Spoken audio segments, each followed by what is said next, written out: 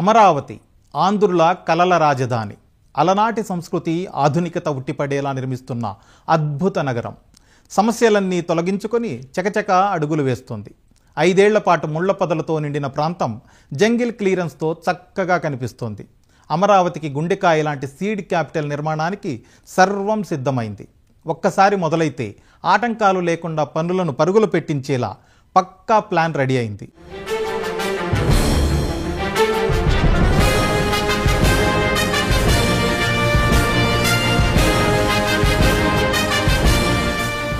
Amaravati core capital 1575 ఎకరాల్లో 217 చదరపు కిలోమీటర్ల పరిధిలో 6 క్లస్టర్లుగా నిర్మితమవుతోంది.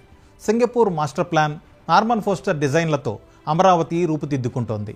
రాజధాని నగరంలో అతి ప్రధానమైనది సెక్రటేరియట్. మిగిలిన రాష్ట్రాలకు భిన్నంగా మన సెక్రటేరియట్ ఉండబోతోంది. 5 ఏళ్ల క్రితం నిర్మించినటువంటి రాఫ్ట్ ఫౌండేషన్ నాణ్యత పరిశీలించిన నిపుణులు అంతా బాగుందని నిర్ధారించారు. ఈ రాఫ్ట్ ఫౌండేషన్పై 5 టవర్లుగా కట్టే సచివాలయ భవనంలో అన్నింటికంటే కీలకమైనది GAD టవర్. ప్రపంచ స్థాయి ప్రమాణాలతో G+47గా నిర్మించే భవనంలోనే సీఎం కార్యాలయం ఉంటుంది. సాధారణ పరిపాలన శాఖ ఇక్కడి నుంచే పనిచేస్తుంది.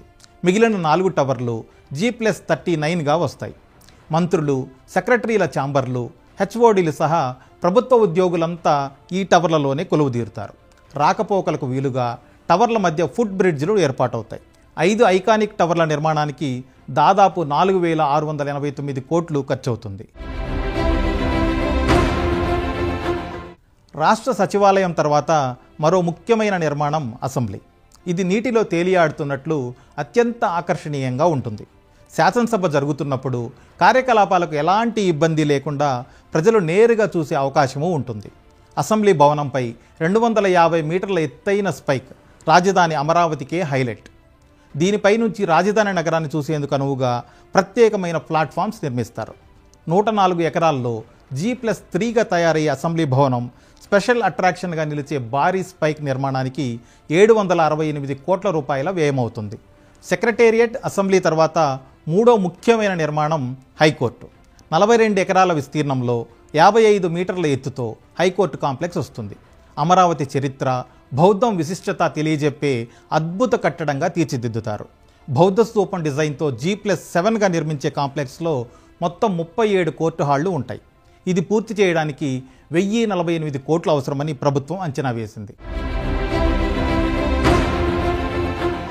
పాలనా వ్యవహారాలు, న్యాయ వ్యవస్థతో సంబంధం ఉన్న వాళ్ళందరికీ అమరావతిలోనే నివాసాలు ఉంటాయి. జడ్జిలు, మంత్రులు, IAS, IPS అధికారులు, ప్రభుత్వ ఉద్యోగుల కోసం 2014-19 మధ్య భారీ భవంతులు కట్టారు. కొన్ని 90% పూర్తవగా మరికొన్ని భవనాలు 75-80% సిద్ధమయ్యాయి. 5 ఏళ్ల విరామం రావడంతో IIT నిపుణులు నిర్మాణ పటిష్టతను పరిశీలించారు. అంతా బాగుందని నిర్ధారణ కావడంతో గతంలో ఎక్కడ ఆపారో అక్కడి నుంచే పనులు మొదలు పెడుతున్నారు. ఈ భవనాలు త్వరలోనే అందుబాటులోకి వచ్చే అవకాశం ఉంది. రాజధానిలో ముఖ్యమైన కట్టడాల గురించి చెప్పుకున్నాం కదా. ఇక అమరావతి సమగ్ర స్వరూపం ఎలా ఉంటుందో ఒక్కసారి మాట్లాడుకుందాం. అమరావతి అంటే నవనగరాల కలబోత. ఆంధ్రుల చరిత్ర, సంస్కృతి, సాంప్రదాయాల మేళవింపుగా, తెలుగువారి ఆత్మగౌరవానికి ప్రతీకగా నవనగరాలను తీర్చిదిద్దుతారు. పాలనా నగరం, న్యాయ నగరం, ఆర్థికం, విజ్ఞానం, ఎలక్ట్రానిక్, వైద్యం, క్రీడలు, మీడియా, పర్యాటక నగరం. తమదైన ప్రత్యేకతతో దేనికదే ఎదిగే సత్తా వీటి సొంతం. ఆయా రంగాలకు ప్రత్యేకించిన చోట సంబంధిత కార్యకలాపాలు జరుగుతాయి. నవనగరాల్లో వసతి, నివాస, వాణిజ్య సదుపాయాలు, అలాగే టౌన్షిప్లు కూడా ఏర్పాటవుతాయి. ఉపాధి అవకాశాలు కూడా అందుబాటులోకి వస్తాయి. అమరావతి నిర్మాణం సరే, కనెక్టివిటీ సంగతి ఏంటి అంటారా? అక్కడికే వస్తున్నా. రాజధాని తలపెట్టగానే 4 వరుసల్లో 19 కిలోమీటర్ల సీడ్ యాక్సెస్ రోడ్డు దాదాపుగా పూర్తి చేశారు.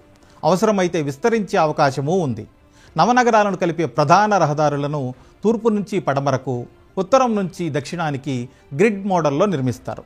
ఉత్తరాన ప్రారంభమయ్యే రోడ్లకు N1 నుంచి N18 వరకు, తూర్పును మొదలయ్యే వాటికి E1 నుంచి E16 వరకు నెంబర్లు కేటాయించారు. సీడ్ యాక్సెస్ రోడ్డుకు E3గా పరిగణించారు. ఈ రోడ్లన్నీ 6 వరుసలుగా 320 కిలోమీటర్ల పొడవున వస్తాయి. సీడ్ యాక్సిస్తో పాటు E11, E13 రోడ్లను మణిపాల్ ఆసుపత్రి వద్ద NH16తో కలుపుతారు. రాజధానిలో 35 ట్రంక్ రోడ్లు నిర్మిస్తారు. వీటికి తోడు ఆర్టీరియల్ రోడ్లు, ఎల్పిఎస్ జోన్ల వద్ద సబ్ ఆర్టీరియల్ రోడ్లు కూడా వేస్తారు. అక్కడే బీఆర్టీఎస్ కారిడార్ నిర్మాణం జరుగుతుంది. కనెక్టివిటీ అంటే నగరం లోపలే కాదు, వెలుపల అంతకు మించి ఉండాలి. అందుకే చుట్టుపక్కల నగరాలు, పట్టణాలు, దూర ప్రాంతాలను రాజధానితో కలిపేలా ఔటర్ రింగ్ రోడ్ ప్లాన్ తయారైంది. అమరావతి ఓఆర్ఆర్కు నిధులిచ్చేందుకు కేంద్ర ప్రభుత్వం గ్రీన్ సిగ్నల్ ఇచ్చింది. విజయవాడ నుంచి హైదరాబాద్ వెళ్లే మార్గంలో ఎన్హెచ్